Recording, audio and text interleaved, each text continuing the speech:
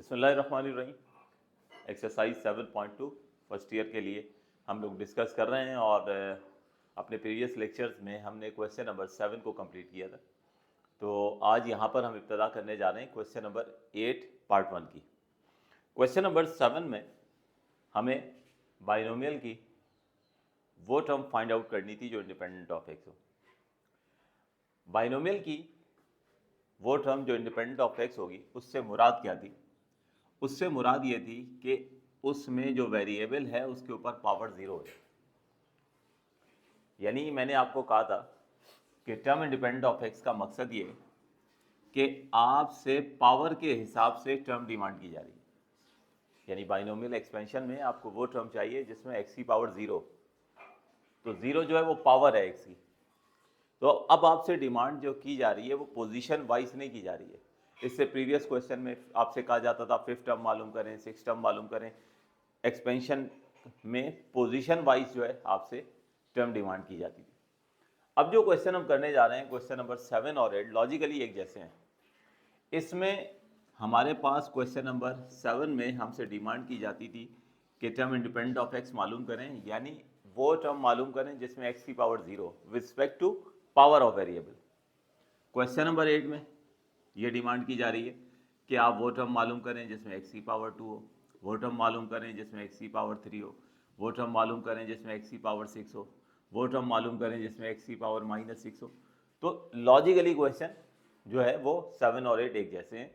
वहाँ पर हम क्या करते थे कि जब फाइनली हम सॉल्व करके हमारे पास जो है वेरिएबल्स को इकट्ठा करते थे, हम कोफिशिएंट को इकट्ठा करते थे, तो हम ज़ीरो से इक्वेट करते थे। यहाँ से क्या होगा कि अगर टर्म इन्वॉल्विंग एक्स स्क्वायर चाहिए तो वेरिएबल की जो पावर आएगी वो स्क्वायर से हम जो है वो इक्वेट करेंगे। एक्स क्यूब के लिए 3 से इक्वेट करेंगे, एक्स 6 के लिए 6 से इक्वेट करेंगे, यानी बिल्कुल सेम तरीका। तो आइए शुरू करते हैं और फिर इसको समझने की कोशिश करते हैं।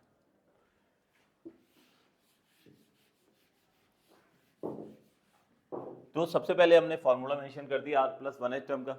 r+1h टर्म का फार्मूला है n कॉम्बिनेशन r, a की power n minus r, b की power r। n combination r, a की power n minus r, b की पावर r। अब a क्या है इसमें? ये बाइनोमियल आपके पास है, तो a जो है वो फर्स्ट टर्म होती है बाइनोमियल की, वो बराबर है 2x³ के। b जो है second term of the binomial है, जो है -1/x² के। n जो है ये हमारे पास पावर है या इंडेक्स है जो इस वक्त 7 है। और r जो है आपको याद होगा क्वेश्चन नंबर 7 में भी हम क्या करते थे कि r को r ही रखते थे, क्योंकि इस स्टेज पे हम डिसीजन नहीं ले सकते कि कौन सी ऐसी टर्म होगी कि जिसमें बाइनोमियल की जो है वो स्पेसिफिक टर्म होगी। इस वक्त हमसे ये कहा जा रहा है कि इस बाइनोमियल में वो टर्म मालूम करें जिसमें एक्स की पावर 6 आ रही है। तो हम आइडेंटिफाई नहीं कर सकते, हम बता नहीं सकते कि कौन सी ऐसी टर्म है कि जिसमें एक्स की पावर 6 इन्वॉल्व होगी। तो फिर हमें r को r ही रखना पड़ेगा। अब इसके बाद ये सारी वैल्यूज़ हमने फार्मूले में पुट कर दी। NCR, n की वैल्यू 7 और r की वैल्यू r ही रहने दी। फिर a की पावर n माइनस r और फिर b की पावर r। ये वैल्यूज़ हमने फार्मूले में पुट कर दी हैं। अब पुट करने के बाद सिंप्लीफाई करते हैं, और सिंप्लीफाई क्या करना है कि जितने कोफिशिएंट्स हैं उनको इकट्ठा करेंगे, और जितने वेरिएबल हैं, जैसे यहाँ पर x³ है, यहाँ पर x² है, इसको समेट कर एक सिंगल वेरिएबल में ट्रांसफॉर्म करेंगे। और फिर जाहिर है x की पावर 6 वाली टर्म चाहिए तो 6 से इक्वेट कर लेंगे। तो कंटिन्यू करते हैं। r+1h term 7 combination r as it is रहने दिए। 2x³ है तो 2 पर भी पावर लिख लेते हैं, 7 माइनस r। x³ पर भी पावर ले लेते हैं, 7 माइनस r। यहाँ पर -1 की पावर r और x² पर पावर r। तो ये हमने तमाम वैल्यूज़ पुट कर दी हैं फार्मूले में। अब क्या करते हैं, जितने भी कोफिशिएंट्स बनना है ना, जिन्हें कांस्टेंट नंबर्स हैं, ठीक है, उनको एक जगह एक ब्रैकेट में कर लेते हैं। तो r+1h टर्म, देखिए सबसे पहले हम लिखते हैं -1 की पावर r। क्यों लिखा हमने -1 की पावर r? -1 की पावर r इसलिए लिखा कि ये पूरी एक टर्म है तो माइनस अगर जो है इसने -1 की पावर आर ने हमारे रिजल्ट को, हमारी टर्म को पॉजिटिव करना है या नेगेटिव करना है। भाई अगर -1 के ऊपर आर की पावर इवन हो गई तो माइनस एलिमिनेट हो जाएगा, लेकिन अगर -1 की पावर ऑड हो गई तो फिर ये -1 हो जाएगा, यानी सिंपल माइनस हो जाएगा। ठीक है, और तो माइनस की साइन हमेशा जो है वो ज़ाहिर है टर्म से पहले लिखी होती है, यानी -2 अगर लिखा हो तो माइनस लेफ्ट हैंड साइड पर होता है। ठीक है ना, तो इसलिए हम एक काम ये करते हैं कि यहाँ पर अगर कोई ऐसी टर्म आपकी बाइनोमियल में आ रही है -1 की पावर आर, तो फिर उसे सबसे पहले लिख दिया करें, ताकि कोफिशिएंट जो है इसने साइन असाइन करनी है कोफिशिएंट को, तो पॉजिटिव हो गई तो ठीक, लेकिन नेगेटिव हो गई तो फिर वहाँ पर उस प्लेस पर साइन का होना ठीक नहीं है, तो इसलिए हमने सबसे पहले लिख दिया -1 की पावर आर। अब उसके बाद आप जो है चाहें तो ये 2 की पावर 7 माइनस आर ये भी लिख दीजिए पहले, और उसके बाद 7 कॉम्बिनेशन आर, ये सारा आ गया एक कर्ली ब्रैकेट में। यहाँ पर अब हमारे पास x³ की पावर 7 माइनस आर, और ये हमारे पास 1/x की पावर 2r, ये होगी।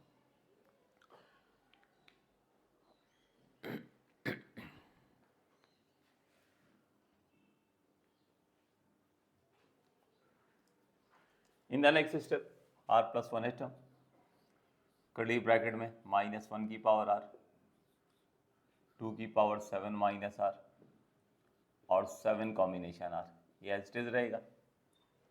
x की पावर 3 इंटू 7 माइनस r, तो 3 को 7 से और r से मल्टीप्लाई कर देते हैं, तो 3 इंटू 7 21 और 3 इंटू r 3r हो गया।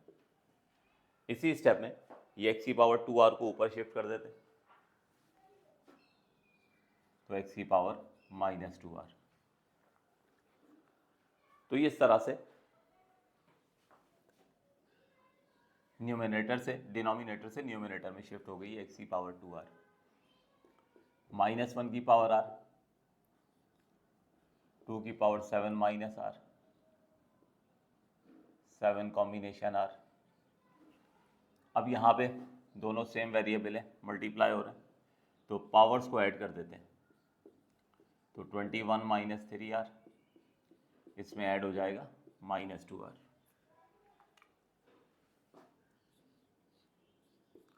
-1 की पावर r, 2 की power 7 minus r, 7 combination r, x की पावर 21 - 3r, और ये माइनस प्लस माइनस होगा तो ये -2r।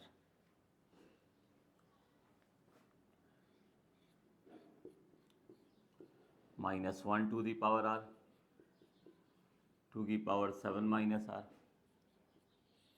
Into 7 combination r, x की पावर 21 - 5r, -3r और -2r, ये हो गए 21 - 5r। तो term independent of x question number 7 में भी हम यही किया करते थे, सारे कोफिशिएंट्स को एक ब्रैकेट में कर देते थे, और वेरिएबल जो है बाइनोमियल में जो 2 प्लेसेस के ऊपर होता था उसे समेट कर एक सिंगल वेरिएबल में कन्वर्ट कर लेते थे। अब क्वेश्चन नंबर 7 में अगर हमें टर्म इंडिपेंडेंट ऑफ एक्स मालूम करनी होती थी, तो हम जो है वो जो भी पावर होती थी एक्स की उसको 0 से इक्वेट कर लिया करते थे अपनी रिक्वायरमेंट के हिसाब से। इस वक्त कह रहे हैं कि इस बाइनोमियल में x टू दी पावर 6, यानी वो टर्म फाइंड आउट करें जिसमें x टू दी पावर 6 हो। For the term involving x6 the power of x must equals to 6। ठीक है, तो इस वक्त हम क्या करेंगे, जो भी रिक्वायरमेंट है हमारी, जब पावर ऑफ वेरिएबल के हिसाब से टर्म डिमांड की जा रही है तो फिर उसकी पावर से इक्वेट करते हैं। टर्म इंडिपेंडेंट के लिए जिस तरह 0 से इक्वेट करते थे, तो हमें इस बाइनोमियल में वो टर्म मालूम करनी है जिसमें x की पावर 6 आ रही है, तो हमने 6 से इक्वेट कर दिया, तो ये हो गया 21 - 5r is equal to 6, 21 - 6 is equal to 5r, 5r को उस तरफ शिफ्ट कर दिया और 6 को इधर ले आए, ये हो गया 15 इज इक्वल टू 5r, और ये लीजिए r की वैल्यू मिल गई 3। तो बस आर की वैल्यू मिल चुकी है, बस अब हमने आर की वैल्यू यहाँ पर इक्वेशन नंबर 1 में पुट कर देनी है और सिंप्लीफाई करेंगे तो हमें वो रिक्वायर्ड टर्म मिल जाएगी, वो बाइनोमियल की वो टर्म मिल जाएगी जिसमें x की पावर 6 इन्वॉल्व है। तो put r equals to 3 in equation 1। तो सो t3 + 1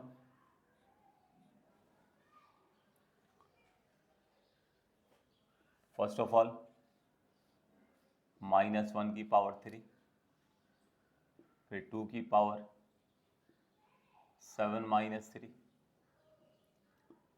7 c3 और ये x की power 21 - 5 × 3।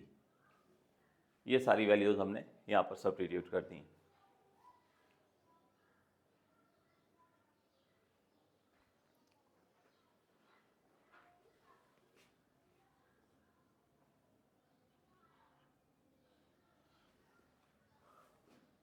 T4 which is 4 term है, -1 का क्यूब, आप सिर्फ माइनस लिख देते हैं, 2 की पावर 7 - 3, ये हो जाएगी 2 की पावर 4, फिर 7 कॉम्बिनेशन 3, 7 कॉम्बिनेशन 3 की वैल्यू निकालें तो ये हमारे पास हो जाएगी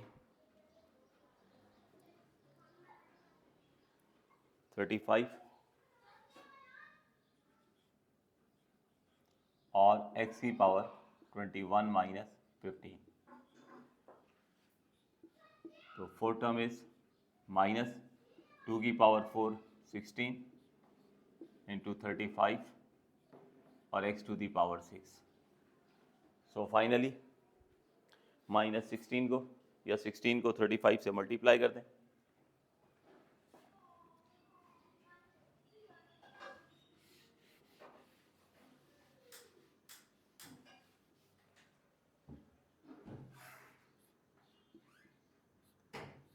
तो -560 x टू दी पावर 6। ठीक है, तो ये स्टूडेंट हमारे पास जो है वो आंसर आ गया, यानी वो टर्म हमने फाइंड आउट कर ली इस बाइनोमियल में जिसमें x की पावर 6 इन्वॉल्व है। आखिर में रिजल्ट मेंशन मैं कर देता हूँ, आप लोग इसको नोट करना शुरू करें।